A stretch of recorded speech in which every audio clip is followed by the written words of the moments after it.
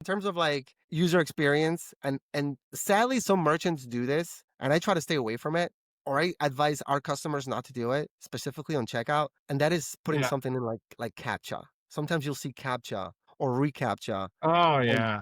checkouts, right? And that's kind of like where that UX component, you're trying to lock down your store too much, and it's preventing people from actually checking out. Welcome to the Bright Commerce Podcast. Episode 16. Welcome back to Bright Commerce. I'm Carlos with your co-host Judd. How you doing, Judd? Hey, I'm doing great. How you doing, Carlos? I'm doing good. Today we're going to dive into a topic that doesn't get a lot of spotlight in e-commerce, but it should, and it is security. And here's the reality. Online fraud costs retailers over 40 billion. That is a scary figure, right? And it wasn't just the big players, it was also the small to medium-sized businesses. Yeah. So you can tell like hackers do not discriminate, right?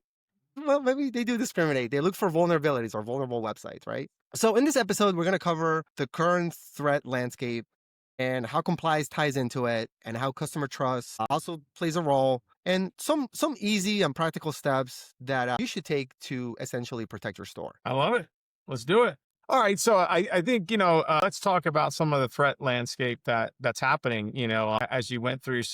So some of the typical things that I've seen happen with WooCommerce sites that really affect WooCommerce store owners, or even just say Shopify, same thing, is that gateways are now charging fees up to 20 to 50% for each failed transaction. So let's say you have 100 failed transactions in 5 minutes. Well, guess what? That adds up really quick. Yeah. Bots are getting so sophisticated that they're rotating IPs and mimicking human behavior patterns to make it even harder for web developers or people, system admins to combat them. So the success rate doesn't matter. It's the volume that kills your margin. Yeah, I think you're touching on carding attacks, which are very common today, right?